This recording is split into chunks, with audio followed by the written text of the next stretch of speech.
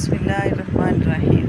دریائے فرات سے نکلنے والے سونے کی حقیقت کھل کر سامنے آ گئی۔ دریائے فرات کا خشک ہونا بھی قیامت کی نشانیوں میں سے ایک اہم نشانی کی طرف اشارہ ہے۔ اسی دریا کے خشک ہونے کے بعد دنیا کی آخری جنگ ہرمادون یا آرماگڈن جنگ کا آغاز ہوگا، جسے قیامت کی باقی نشانیوں کی طرح اس نشانی کے بارے میں بھی حضرت محمد صلی اللہ علیہ وسلم نے فرما دیا تھا۔ حضرت ابو ہریرہ رضی اللہ تعالیٰ عنہ فرماتے ہیں، حضور صلی اللہ علیہ وسلم کا فرمان ہے کہ قیامت اس وقت تک قائم نہ ہوگی جب تک دریائے فرات سونا نہ اگل دے، یعنی دریائے فرات سے سونے کا پہاڑ نہ نکل آئے۔ اس سونے کی وجہ سے ایک خوفناک جنگ چھڑے گی جس میں 100 سے 99 شخص مارے جائیں گے، جبکہ ہر شخص کی یہ سوچ ہوگی کہ میں اس جنگ صحیح سالم نکل کر اس سونے کو حاصل کروں۔ ایک اور روایت میں بھی بیان ہوا کہ دریائے فرات خشک ہو کر سونے کے پہاڑ کو ظاہر کر دے گا، لہٰذا اس موقع پر کوئی شخص بھی موجود ہو اس میں سے کچھ بھی نہ لے۔ دریائے فرات کا خشک ہونا یا سونے کا پہاڑ اگل دینا، اس اہم حدیث میں قیامت کے قریب دراصل اس اہم ترین نشانی کی پیشین گوئی کی گئی ہے۔ یہ دریائے فرات کے اس وقت کے عروج کا زمانہ تھا جب یہ اپنی پوری شان و شوکت سے بہتا تھا۔ اس دریا کے بہاؤ کو دیکھتے ہوئے کسی بندے کے وہم و گمان میں بھی نہیں تھا کہ یہ دریا یعنی دریائے فرات بھی کبھی خشک ہوگا اور خشک ہونے کے بعد ایسے لوگوں کو ایک ایسی آزمائش میں ڈال دے گا جن کے دل میں مال و زر کی محبت ہوگی۔ اس آزمائش میں پڑنے والے وہ لوگ ہوں گے جو دنیاوی دولت کے پجاری ہوں گے، جبکہ ان میں سے ایک گروہ ایسا بھی ہوگا جو رسول اللہ صلی اللہ علیہ وسلم کی حدیث کے مطابق اس آزمائش سے دور رہیں گے۔ یہ آزمائش ان دو گروہوں میں فرق کو واضح کرنے والی ہوگی۔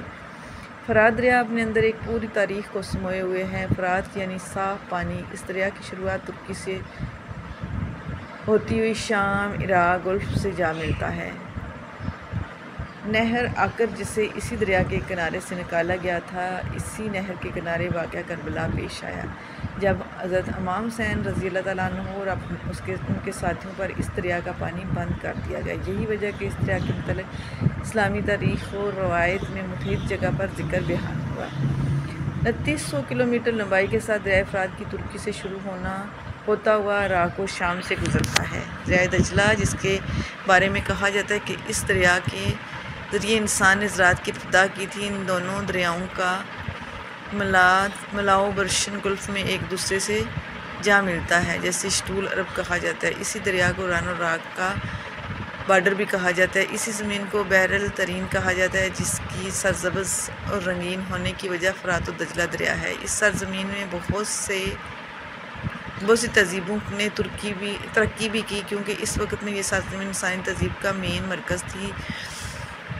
اہل قدیم درفرات اسی دریا کے کنارے سے رکھی گئی ہے، یعنی روایتوں میں دریائے فرات کے پانی کو پاک و فضیلت میں بیان کیا گیا۔ اس دریا کا پانی میں جنت کا پانی شامل ہے، جو 7ویں آسمان پر موجود سدرۃ المنتہا کی جڑوں سے نکل کر اس دریا میں شامل ہوتا ہے۔ بہرحال اس بات کو آج سائنس کے دور میں بھی ثابت کرنا مشکل ہے، یہ پانی 7 آسمانوں میں موجود بیری کے درخت کی جڑوں سے کیسے نکل کر اس دریا میں شامل ہو رہا ہے۔ اس بارے میں مالک کائنات ہی بہتر جانتا ہے۔ عالم میں شائع ہونے والی دریائے فرات کے پانی کی مقدار کو ماپنے والے پلر کی تصویر کو سوشل میڈیا پر بہت پذیرائی ملی، جس میں دریائے فرات کے پانی کو خشک ہونے کی طرف اشارہ کرتے ہوئے سوشل میڈیا پر مختلف رائے شروع ہو چکی ہیں۔ کچھ لوگوں کے مطابق اس دریا سے ملنے والے تیل کو سمجھانے کے لیے سونے سے مشابہت دی گئی ہے، اور کچھ کا خیال ہے کہ سچ میں دریا سے نکلنے والے سونے کا پہاڑ دریافت کر لیا گیا۔ جون 2022 میں اسی خبر نے اس پوری دنیا میں شہرت حاصل کر جب کہا کہ عراق میں دجلہ کنارے 30,000 سالہ پرانی ایک بستی دریافت ہوئی ہے۔ اس پر ریسرچ کرنے والے ماہر آثار قدیمہ کی ٹیم کا کہنا تھا کہ اس بستی کا دورانیہ 1275 سے لے کر 1475 تک رہا، جس سے ایک آنے والے شدید زلزلے نے زمین بوس کر ڈالا۔ دنیا کے سب سے پہلا اور قدیم شہر، جسے میسوپوٹیمیا بھی کہا جاتا ہے، یہ بابل کا قدیم شہر تھا، جو اب کھنڈرات میں تبدیل ہو چکا ہے۔ 2 لاکھ سے زیادہ آبادی رکھنے والا یہ شہر بغداد سے 100 کلومیٹر کی دوری پر دریائے فرات کے کنارے آباد ہونے والا یہ انسانی تاریخ کا پہلا شہر تھا۔ اس شہر کا تذکرہ 4000 سال قبل مسیح کی تحریروں میں بھی کیا گیا۔ دنیا میں جب پہلے قتل کا واقعہ یعنی حابیل اور قابیل کا پیش آیا، اس وقت تورات کے مطابق حضرت آدم علیہ السلام بابل عراق کے علاقے میں رہتے تھے۔ حابیل کو قتل کرنے کے بعد قابیل اپنے اہل وعیال کے ساتھ بابل کے پہاڑوں میں جا چھپا، جس سے اس جگہ کا نام بابل پڑا، اور بابل کے معنی ہے جدائی۔ حضرت ادریس علیہ السلام کے دور نبوت میں قابیل کے اولادوں نے بہت فساد برپا کر رکھا تھا، اور قابیل کی اولادوں نے پہاڑ سے نیچے اتر کر بھی فساد برپا کرنا شروع کر دیا۔ ان فسادی لوگوں کے ساتھ اس شر نے اپنے ساتھ ان نیک لوگوں کو بھی شامل کر لیا جو فسادی نہ تھے، مگر حالات کی وجہ سے انہیں اس گروہ میں شامل ہونا پڑا۔ ان سارے حالات کو دیکھتے ہوئے حضرت ادریس علیہ السلام نے اللہ پاک سے ان لوگوں کے بسنے کے لیے بھی دریا کے کنارے شہر آباد کرنے کی دعا کی۔ دعا قبول ہوئی تو انہیں حابیلیوں شہر مصر میں دریائے کنارے آباد کرنے کی اجازت مل گئی۔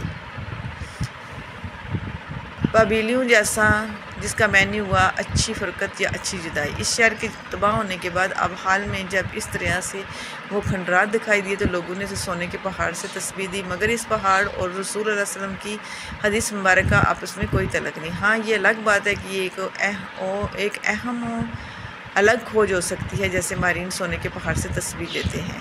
دریائے فرات میں پانی کی سطح کم ہونے کی ایک وجہ بننے والے یہ ڈیم بھی ہو سکتے ہیں جو ترکی اور شام نے زیادہ تر تعداد میں بنا رکھے ہیں۔ اس دریا پر بننے والا پہلا ڈیم 1970 میں ترکی نے شام کے بازو پر بارڈر پر بنایا، اور اس کا پانی مکمل بند کرنے کی وجہ سے ترکی اور شام کا یہ درمیانی حصہ بالکل خشک ہونے کی وجہ سے یہ قدیم شہر دریافت ہو گیا، کیونکہ بابل شہر قدیم ثقافتوں کا مرکز تھا۔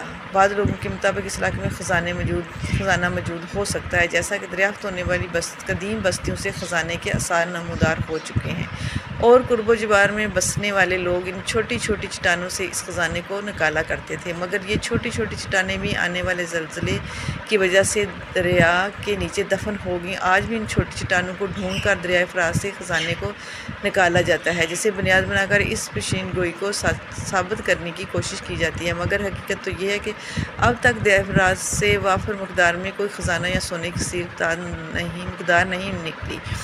اور دوسرا رسول صلی اللہ علیہ وسلم کی حدیث مبارکہ میں مطابق اس دریا کو مکمل خشک ہونا تھا جبکہ اس کے اندر ابھی تک پانی موجود ہے۔ بطور مسلمان ہمارا اس بات پر ایمان ہے، یقین ہے کہ دریا خشک ہو جانے کے بعد تو ممکن ہے کہ یہ خزانہ انسانوں کو مل جائے یا خود خدا اسے ظاہر فرما دے۔ اگر دریا نے اپنی خشک ہونے کی سپیڈ اسی طرح جاری رکھی تو ممکن ہے یہ عمل 1-2 سال تک ہی دیکھنے کو مل جائے۔